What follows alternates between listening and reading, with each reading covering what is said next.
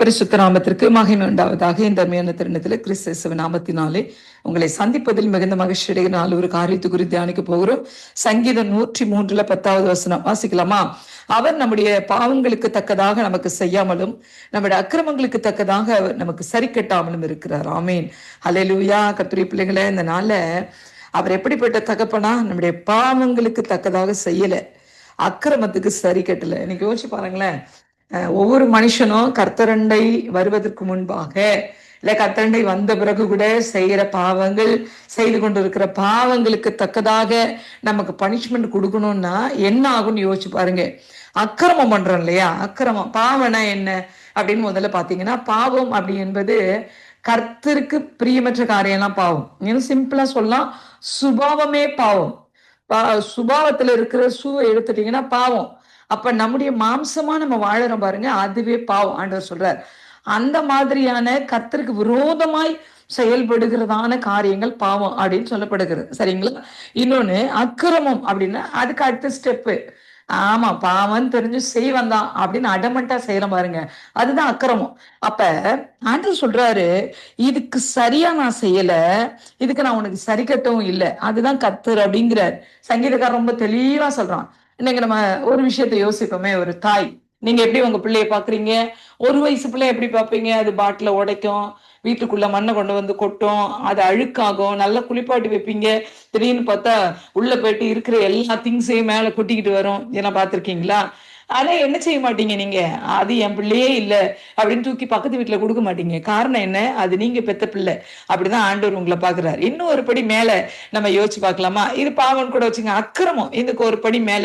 எப்படின்னா, நல்லா வளர்ந்த பிள்ளை, ஒரு 20 வயசு பிள்ளைன்னு வச்சுக்கோங்க. அந்த பிள்ளை ரொம்ப திருடுறான், ஒரு பொய் சொல்லிட்டான், ஏதோ ஒரு விஷயத்துல பயங்கர அக்கிரமம் பண்றான், கர்த்தருக்கு உங்களுக்கு பிரியமற்ற காரியம் எல்லாத்தையும் செய்யறான், அடுத்த வீட்டு போய் கொள்ளையிடுறான், சண்டைக்கு போறான், அடிக்கிறான். இந்த மாதிரி நிறைய விஷயங்களை செய்து அவனை சிறைச்சாலைல பிடிச்சிட்டு போயிட்டாங்கன்னு வச்சுங்க. ஒரு தாய் அழும் பொழுது எப்படி தெரியுங்களா அழுவா? ஐயோ, என் பிள்ளை சாப்பிட்டுச்சோ இல்லையோ, என் பிள்ளை என்ன செய்தோ, என்ன சாப்பிட்டுச்சோ. அவன் செஞ்சதெல்லாம் என்னங்க? அக்கிரமம். ஆனா அந்த தாய் எப்படி அழுவாங்க? என் பிள்ளை சாப்பிட்டுச்சோ இல்லையோன்னு அழுவாங்க. பக்கத்துல இருக்கிற அண்ணன் தம்பிகளோ இல்ல உறவுக்காரங்களோ என்ன சொல்லுவாங்க? இப்படி ஒரு பிள்ளைக்கு இப்படி ஒரு அம்மா, நல்லா தான் நீ அழுகுற, அவன் செஞ்சதுக்கு சரியான தண்டனை அனுபவிக்கிறான், அப்படித்தான் பேசுவாங்க. இன்னைக்கு உலகம் அப்படித்தான் நம்ம பாக்குது. நம்ம செய்த பாவங்கள், அக்கிரமங்கள், நம்மை கர்த்தர் தெரிந்தெடுத்து அவருடைய பிள்ளையா மாற்றிக்கொண்ட பிறகு இன்னைக்கு நம்ம எவ்வளவு அக்கிரமம் செய்திருந்தாலும் என் பிள்ளை சாப்பிட்டுச்சோ இல்லையோ அப்படிதான் கர்த்தர் பார்ப்பார். அவருடைய பார்வை அப்படித்தான் இருக்குது. தாயினும் மேலானவர் அப்படின்னு வேதம் சொல்லுகிறது.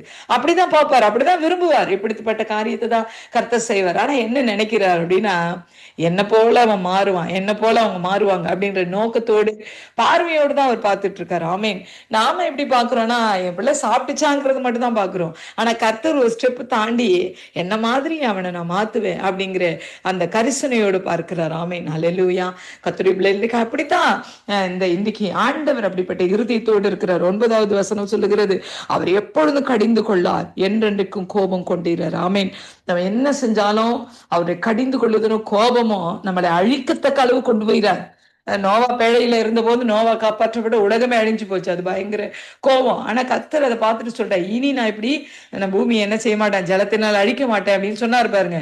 மனஸ்தாபப்பட்டு சொன்னாராம். இன்றைக்கு ஆண்டுடைய பிள்ளைகள் என்ன செய்தாலும் அவர் கோபம் கொள்வாரு, கடிந்து கொள்வார், அதெல்லாம் ஆனா அழியும்படி கிடையாது. அதுதான் இந்த இந்த சங்கீதத்துல எழுதப்பட்ட விஷயம். கடிந்து கொள்ளாருன்னா அக்கினி இறங்குறது, கோபம் கொண்டார் அப்படின்னா கந்தகம் இறங்குறது, சோதம் குமார பட்டணம் முற்றிலுமா டெஸ்ட்ராய்டு. அதுதான் இந்த இந்த வசனத்துக்கு அர்த்தம். ஆனா நார்மலா ஒரு கடிந்து கொள்றது, ஒரு உபதேசத்துல போதகர்கள் கடிந்து கொள்றது, ஒரு செய்தி கேட்கும் போது எங்க உணர்வடையும்படி கடிந்து கொள்றது, இதெல்லாம் கர்த்தர் செய்யற காரியம்தான். ஏன் அப்படின்னா மனம் திரும்புவதற்காக.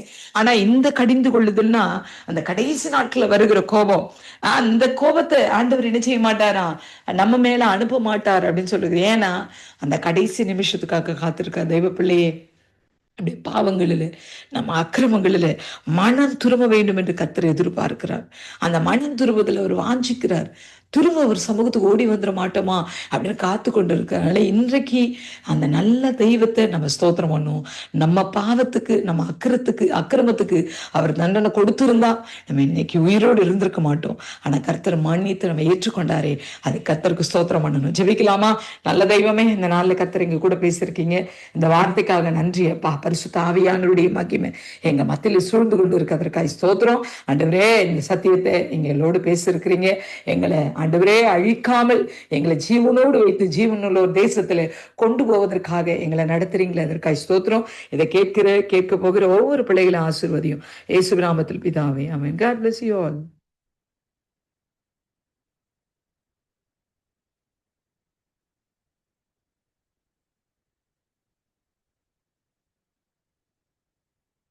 கிறிஸ்துவுக்குள் பிரியமான சங்கமம் தமிழ் கிறிஸ்தவ வானொலி நேயர்களுக்கு அன்பின் வாழ்த்துக்கள். இன்றைய மன்னா. அன்றியும் அவருடைய தீர்மானத்தின்படி அழைக்கப்பட்டவர்களாய் தேவனிடத்தில் அன்பு கூறுகிறவர்களுக்கு சகலமும் நன்மைக்கு ஏதுவாக நடக்கிறது என்று அறிந்திருக்கிறோம். ரோமர் 8:38. பிரியமானவர்களே, ஒரு காரியத்தின் துவக்கத்தை விட முடிவுதான் முக்கியமானது. நீங்கள் எதிர்பார்த்திருக்கும் முடிவை உங்களுக்கு கொடுக்கும்படிக்கு நான் உங்கள் பேரை வைத்திருக்கும் நினைவுகள் நன்மைக்கு ஏதுவானவைகள் என்று சொன்னவர் நமக்கு இருக்கிற எல்லா சூழ்நிலையிலும் நமக்கு சாதகமாக செய்து அதை நன்மையாய் முடிய செய்வார். பாருங்கள், யோசேப்பு செய்யாத குற்றத்தினால் தண்டிக்கப்பட்டு சிறைச்சாலையில் அடைக்கப்பட்டான். தேவனோ யோசேப்பு எகிப்து தேசத்தில் ஆசீர்வதிக்கப்படுவதற்கு வழிகளை உண்டாக்கினார். அத்துடன் யோசேப்பு தன் சகோதரரை பார்த்து, நீங்கள் எனக்கு தீமை செய்ய நினைத்தீர்கள், ஆனால் கர்த்தரோ அதை எனக்கு நன்மையாக முடிய செய்தார் என்று கூறுவதை பார்க்கிறோம். ஆம், அன்றைக்கு அற்புதம் செய்த அதே தேவன் இன்றைக்கும் நம் மத்தியில் ஜீவிக்கிறபடியினாலே நாம் எதை நினைத்தும் கலங்க வேண்டாம். நான் உபத்திரவப்பட்டது நல்லது, அதனால் உமது பிரமாணங்களை கற்றுக்கொண்டேன் என்று வசனம் சொல்லுகிறபடி நம் வாழ்வில் வரும் எல்லா பிரச்சனைகளையும் அப்படியே நன்மையாய் முடிய செய்வார். எனவே கலங்காதீர்கள். கர்த்தர் தாமே உங்கள் ஒவ்வொருவரையும் நிறைவாக ஆசீர்வதிப்பாராக. ஆமேன். God bless you. கிறிஸ்துவில் பிரியமானவர்களே, இந்த நாளுக்கென்று தேவன் நமக்குள் இருக்கிற ஜீவ வார்த்தை மத்தேயுவின் புஸ்தகம் 15வது அதிகாரம் 28வது வசனம். நீ விரும்புகிறபடி உனக்கு ஆக கடவது. எனக்கு அருமையான சகோதர சகோதரிகளே, இன்றைய நாளிலே கர்த்தர் உங்களுக்காய் எவையெல்லாம் உங்களை கடினப்படுத்தியதோ அவற்றை எளிதாக்குகின்ற நாளாய் ஆசிர்வதிக்கின்றார்.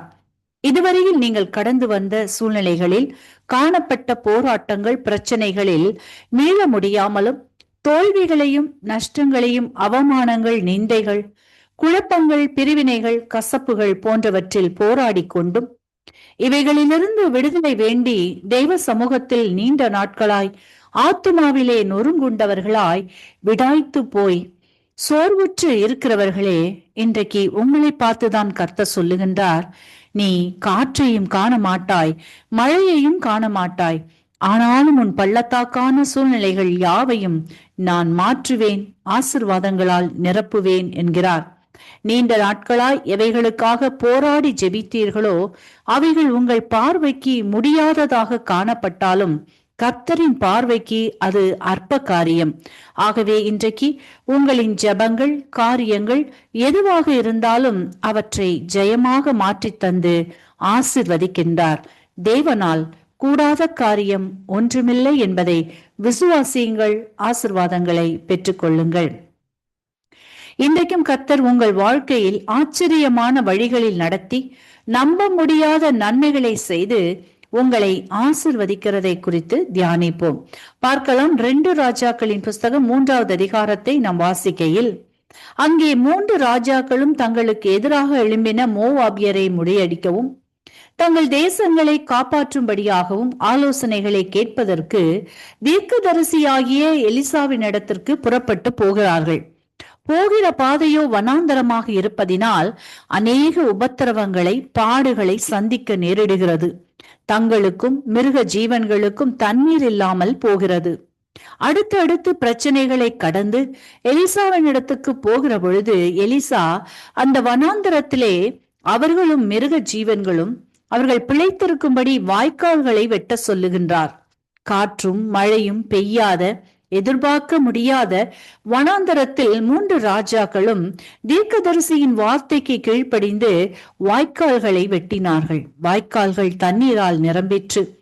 அந்த தண்ணீர் அவர்களுக்கு மாத்திரம் போதுமானதாக அல்ல. வசனம் சொல்லுகிறது, தண்ணீர் ஏதோம் தேசம் வழியாய் வந்ததினால் தேசம் தண்ணீரால் நிரம்பிற்று என்று. அப்படியாக கர்த்தர் 3 ராஜாக்களை வனாந்தரத்தில் அவர்களுக்கு அரிதான காரியங்களை அற்பமான காரியமாக மாற்றி அதை தொடர்ந்து பெரிய வெற்றியை கொடுத்து ஆசிர்வதித்தார் என்பதை வாசித்தறிகின்றோம். இன்றைக்கு உங்களுடைய வாழ்க்கையிலும் கூட நீங்கள் கடந்து போகின்ற பாதைகள் வனாந்தரம் போன்றும் தண்ணீர் இல்லாத பள்ளத்தாக்குகளை போன்றும் காணப்படுகிறதா? எந்த நன்மையும் காணப்படவில்லையே. போராட்டங்களும் பிரச்சனைகளும் பலவீனங்களும் பற்றாக்குறைகளும் வியாதியின் கூறுகளினால் மன சோர்வுகளும் வந்து வந்து உங்களை வேதனைப்படுத்துகிறதா? இதிலிருந்து எப்படி எனக்கு விடுதலை கிடைக்கும் என்று தெய்வ சமூகத்தில் நீண்ட நாட்களாய் ஜெபித்து வருகிற எனக்கருமையானவர்களே, உங்களுக்கு கடினமாய் தோன்றுகின்ற காரியங்களை என்னிடத்தில் கொண்டு வாருங்கள் என்று கர்த்தர் சொல்லுகின்றார். ஆகவே சூழ்நிலைகள் உங்கள் கைகளை எடுத்துக்கொண்டு போராடாமல் கர்த்தரின் கரத்தில் விட்டுவிடுங்கள். வருத்தப்பட்டு பாரம் சுமக்கிறவர்களே, நீங்கள் எல்லாரும் என்னிடத்துல வாருங்கள், நான் உங்களுக்கு இளைப்பாறுதல் தருகிறேன் என்கிற வார்த்தையை விசுவாசியுங்கள். 3 ராஜாக்கள் வனாந்திரத்திலே வார்த்தையை விசுவாசித்து வெட்டினார்கள். பெரிய நன்மையை, ஜெயத்தை பெற்றுக்கொண்டார்கள். நீங்களும் உங்கள் வனாந்திரமான சூழ்நிலைகளில் விசுவாசம் ஆகிய கர்த்தரின் வார்த்தையை அறிக்கை செய்யும் பொழுது நன்மைகளை பெற்றுக்கொள்வீர்கள், ஆசிர்வதிக்கப்படுவீர்கள். இன்றைக்கு மெனக்கருமையானவர்களே, உங்களின் வாழ்க்கையில் எவையெல்லாம் கடினமாய், கடக்க முடியாததாய், குணமாக்கப்படாததாய், கட்டுகள் அவிழ்க்க முடியாததாய், அரிதாக கடினமாக காணப்படுகிறவற்றை கர்த்தரின் சமூகத்தில் விசுவாசத்துடன் பெற்றுக்கொண்டோம் நன்மையை, ஆசீர்வாதங்களை, ரட்சிப்பை என்று விசுவாச அறிக்கை செய்து ஜெபியுங்கள். கர்த்தரின் பார்வைக்கு உங்கள் காரியங்கள் எல்லாம் அற்ப காரியமாகும். கர்த்தரின் வார்த்தையை விசுவாசியுங்கள், ஆசீர்வாதங்களை பெற்றுக்கொள்வீர்கள்.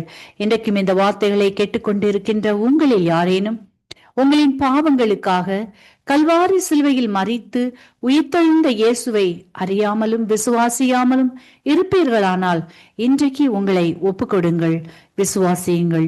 இயேசு உங்களின் சூழ்நிலைகளையும் மாற்றி விடுவித்து வாழ வைப்பார், ஆசீர்வதிப்பார். இந்த வார்த்தைகள் மூலமாக கர்த்தர் இன்று உங்களை ஆசீர்வதிப்பாராக. ஆமென்.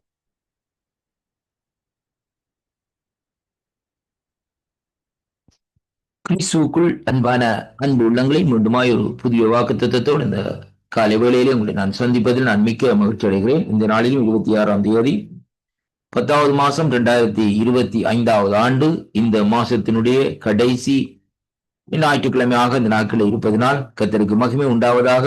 இந்த நாளிலும் ஆண்டவர் நம்ம கொடுக்கிற ஒரு அருமையான ஒரு வாக்குத்தத்தம் சங்கீத புஸ்தகம் 115வது அதிகாரத்திலே 15வது வசனம் சொல்லுகிறது, வானத்தையும் பூமியையும் படைத்த கர்த்தராலே நீங்கள் ஆசீர்வதிக்கப்பட்டவர்கள் என்று சொல்லி இந்த நாட்களில் இந்த வார்த்தை சொல்லுகிறதை பார்க்கிறோம். அருமையான கர்த்தருடைய பிள்ளைகளே, இன்றைய நாளிலும் நாங்கள் நம்முடைய ஆசீர்வாதம் எப்படியாக வருகிறது என்று சொன்னால், தேவர் இந்த நாட்களில், ஆண்டவர் இந்த நாட்களிலே வானத்தையும் பூமியும் படைத்த இந்த கர்த்தராலே இந்த நாட்களில் நாங்கள் ஆசீர்வதிக்கப்பட்டவர்கள் என்று இந்த வார்த்தை சொல்லுகிறதை பார்க்கிறோம். அருமையான அன்பு சகோதரனே, ஒரு மனுஷனால் அல்ல இந்த வானத்தையும் பூமியையும் இந்த நாட்களிலே அங்கே உருவாக்கின தேவன்.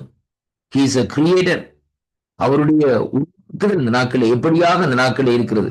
அவருடைய கற்பனையிலே இந்த நாட்களிலே வந்த காரியத்தின் நிமித்தம் இந்த வானத்தையும் பூமியும் இந்த நாட்களிலே உண்டாக்கினது மட்டுமல்ல, அந்த வானத்திலும் உண்டாக்கின கர்த்தர் இந்த நாட்களிலே தன்னுடைய சாயலாக மனுஷனை உருவாக்கினார் என்று சொல்லி இந்த நாட்களிலே நாங்கள் பார்க்கிறோம். அருமையான கர்த்தருடைய பிள்ளைகளே, அதனால இந்த சங்கீத புஸ்தகத்திலே நாங்கள் வாசிக்கிற வேளையிலே வேதம் நமக்கு தெளிவாக சொல்லுகிறது, வானத்தையும் பூமியும் படைத்த கர்த்தரால் நீங்கள் ஆசீர்வதிக்கப்பட்டவர்கள். இன்றைக்கு ஒவ்வொரு மனுஷனும் இந்த நாட்களிலே அங்கே ஆசீர்வதிக்கப்பட்டவர்கள் என்பதைத்தான் இன்றைக்கு உணர்ந்து கொள்ள வேண்டும், அருமையான அன்பு பிள்ளைகளே.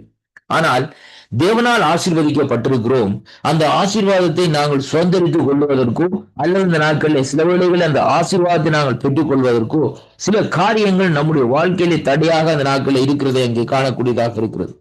அப்படிப்பட்ட தடையான காரியங்கள் நம்முடைய வாழ்க்கையிலே இருக்கிற வேளையிலேயே தேவனுடைய ஆசீர்வாதத்தை நாங்கள் இந்த நாட்களை பெற்றுக்கொள்ள முடியாதபடி நாங்கள் இன்றைக்கு வறுமை இந்த நாட்களை வாழ்ந்து கொண்டிருக்கிறதை காணக்கூடியதாக இருக்கிறது. அருமையான கர்த்தருடைய பிள்ளைகளை, ஆண்டவரை முழுமையாக இந்த நாட்களை நாங்கள் நம்பி அவரை விசுவாசித்த நாட்களை நடப்போமா இருந்தால் என் தேவனாகிய கர்த்தர் நம்மை ஆசீர்வதிக்க வல்லவராய் இருக்கிறார். பாருங்கள், வேதத்திலே அங்கே பஞ்ச காலத்திலே கூட இந்த நாட்களிலே தீர்க்கதரிசிகளை இந்த நாட்களிலே பாருங்கள், எலியா தீர்க்கதரிசியை தேவன் இந்த நாட்களை போஷித்தார் என்று சொல்லி இந்த நாட்களை பார்க்கிறோம். அருமையான கர்த்தருடைய பிள்ளைகளை, அப்படியாக இன்றைக்கு அவரை இந்த வானத்தையும் பூமியும் படைத்த கர்த்தரை நாங்கள் தேடுகிற வேளையிலே தேவன் நம்மை போஷிக்கிறது மட்டுமல்ல, சகல விதமான உன்னதத்துக்குரிய ஆசீர்வாதங்களிலும் உலகத்துக்குரிய ஆசீர்வாதங்களினாலும் தேவன் நம்மை ஆசீர்வாதத்தை நடத்த தேவன் வல்லவராய் இருக்கிறார் என்பதைத்தான் இந்த வாக்குத்தத்தத்தின் ஊடாக இன்றைக்கு நாங்கள் கற்றுக்கொள்ளக்கூடியதாக இருக்கிறது கர்த்தருடைய பிள்ளைகளே.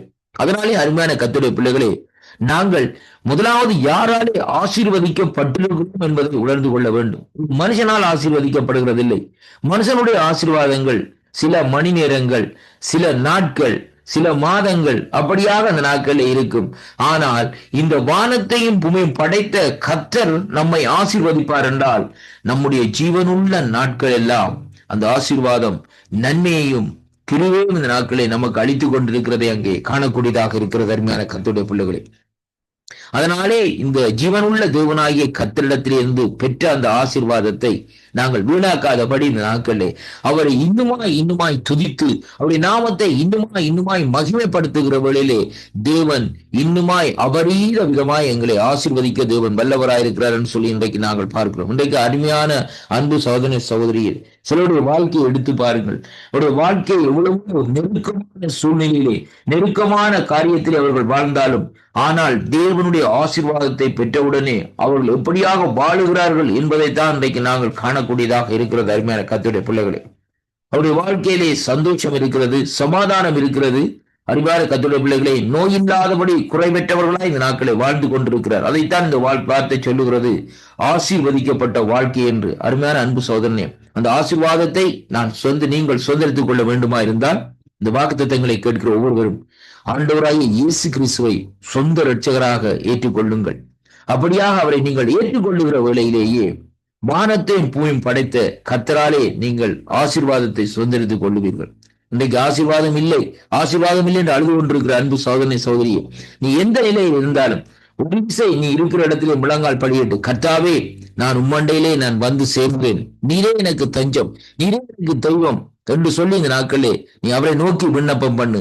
அவர் உன்னை நேரடியாக வந்து இந்த நாட்களை உன்னை ஆசீர்வதித்து தன்னுடைய நாமத்தை மகிமைப்படுத்துவார். கர்த்தருக்கே மகிமை உண்டாவதாக. இந்த வாக்குத்தத்தங்களை கேட்கிற ஒவ்வொரு பிள்ளைகளுக்கும், இந்த வாக்குத்தத்தங்களை தியானிக்கிற ஒவ்வொரு பிள்ளைகளுக்கும் ஆசீர்வாதம் அவருடைய குடும்பத்திற்கு அவருடைய கடந்து வருவதாக ஜெபிக்கிறேன் இயேசு கிறிஸ்துவின் நாமத்திலே. ஆமேன், ஆமேன்.